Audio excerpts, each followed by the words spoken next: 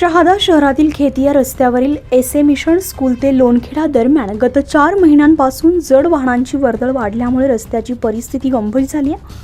पाटीलवाडी समोर तसेच मलोनी येथील जँकवेल वळण रस्ता ठिकाणी झालेले भले मोठे खड्ड्यातून वाहन चालताना डिस्को डान्स करत आहे. तसेच रस्त्यावर पादचारी लहान वाहने ये-जा करणाऱ्या संख्या खूप असल्यामुळे ठिकठिकाणी पडलेले खड्डे वाहतुकीस घातक ठरू पाहत आहे. खड्ड्यामध्ये पाणी थांबल्यामुळे दुचाकी वाहनांचं किरकोळ अपघाताचं प्रमाण वाढलंय. सार्वजनिक बांधकाम विभागाच्या कडून रस्त्यावरील खड्डे तात्पुरते भरण्याची मागणी नागरिकांनी केली आहे. वाहन चालवताना नेमका कुठला खड्डा चुकवावा आणि कुठला नको या विचारामध्ये चालक गोंधळून जात आहेत.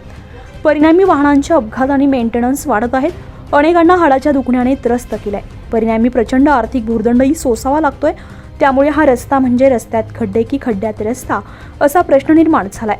सध्या मान्सून सुरू झालाय, परंतु मोसमात जेवढा पाऊस पडला तेवढेच खड्ड्यांना उखडून टाकलंय.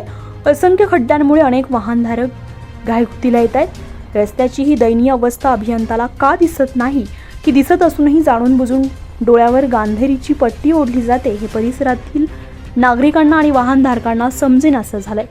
गेल्या काही दिवसांपासून सुरू असलेल्या पावसामुळे शहरामध्ये रस्त्यात खड्डा की खड्ड्यात रस्ता अशी परिस्थिती निर्माण झाली आहे. परिणामी खड्ड्यांचे अडथळे पार करताना वाहन चालकांची दैना होत असून त्यात वाहतूक कोंडीची भर पडली आहे. अनेक ठिकाणी रस्त्यावरील डांबर निघून गेल्यामुळे खडी बाहेर आली असून दुचाकीस्वार घसरून पडण्याचे प्रकार वाढले.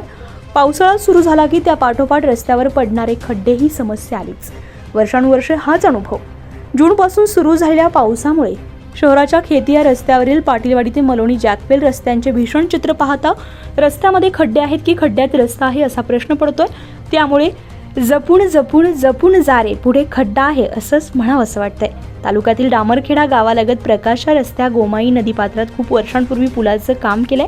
याच पुलाला लागून नवीन पुलाचे बांधकाम सुरू आहे. जुना झालेल्या पुलाच्यावर ठिकठिकाणी खड्डेच खड्डे झाल्यामुळे तसेच पुलाच्या पिलरला बारीक तडे गेल्यामुळे पुलाच्या दुरुस्तीसाठी लवकरात लवकर लक्ष द्यावे अशी मागणी नागरिकांकडून केली जाते.